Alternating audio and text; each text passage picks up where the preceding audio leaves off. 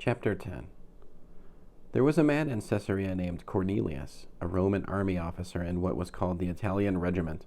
He was a devout man, a God-fearer, as was his whole household. He gave generously to help the Jewish poor and prayed regularly to God.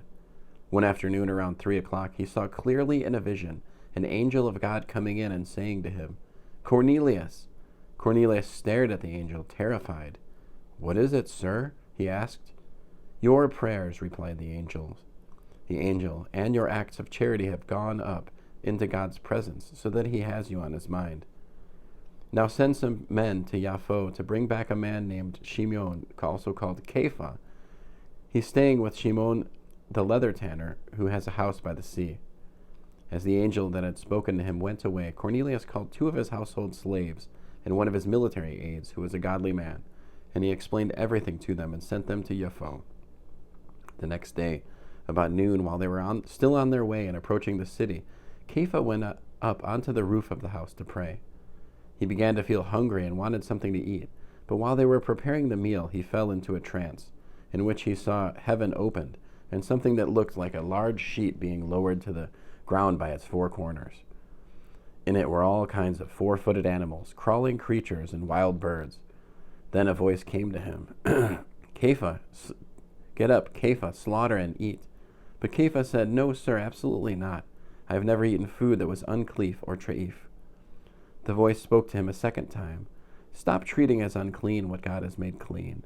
This happened 3 times, and then the sheet was immediately taken back up into heaven.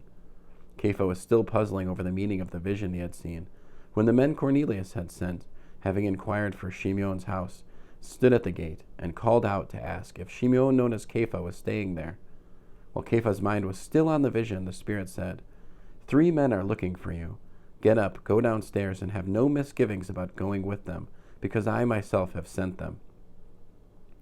So Kepha went down and said to the men, "You were looking for me? Here I am. What brings you here?" They answered, "Cornelius. He is a Roman army officer, an upright man and a God-fearer, a man highly regarded by the whole Jewish nation, and he was told by a holy angel to have you come to his house and listen to what you have to say." So Kepha invited them to be his guests. The next day he got up and went with them, accompanied by some of the brothers from Yafo, and he arrived at Caesarea the day after that. Cornelius was expecting them. He had already called together his relatives and close friends. As Kepha entered the house, Cornelius met him and fell prostrate at his feet. But Kepha pulled him to his feet and said, "Stand up, I myself am just a man."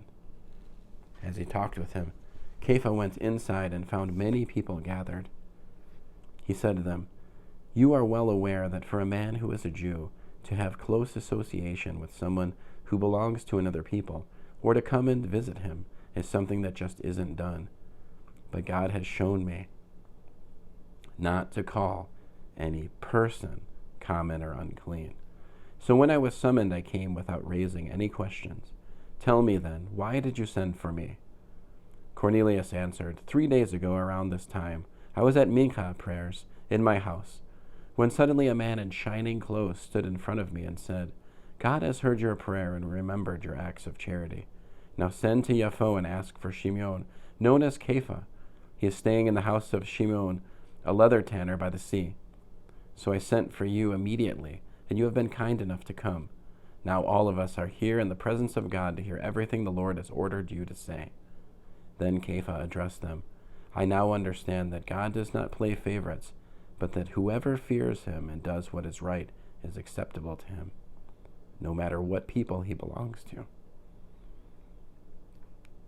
Then Kepha addressed them, "I now understand that God does not play favorites, but that whoever fears him and does what is right is acceptable to him, no matter what people he belongs to. Here is the message that he sent to the sons of Israel, announcing Shalom through Yeshua the Messiah, who is Lord of everything. You know what has been going on throughout Yehuda, starting from the Galil after the immersion that Yochanan proclaimed, how God anointed Yeshua from Nazareth with a Ruach HaKodesh and with power, how Yeshua went about doing good and healing all the people oppressed by the adversary, because God was with him. As for us, we are witnesses of everything he did, both in the Judean countryside and in Jerusalem. They did away with him by hanging him on a stake, but God raised him up on the third day and let him be seen, not by all the people, but by witnesses God had previously chosen, that is, by us, who ate and drank with him after he had risen again from the dead. Then he commanded us to proclaim and attest to the Jewish people that this man has been appointed by God to judge the living and the dead. All the prophets bear witness to him, that everyone who puts his trust in him receives forgiveness of sins through his name. Kepha was still saying these things when the Ruach HaKodesh fell on all who were hearing the message. All the believers from the circumcision faction who had accompanied Kepha were amazed that the gift of the Ruach HaKodesh was also being poured out on the Gentiles, for they heard them speaking in tongues and praising God. Kepha's response was, "Is anyone prepared to prohibit these people from being immersed in water? After all, they have received the Ruach HaKodesh just as we did." And he ordered that they be immersed in the name of Yeshua the Messiah. Then they asked Kepha to stay on with them for a few days. End of Acts, chapter 10.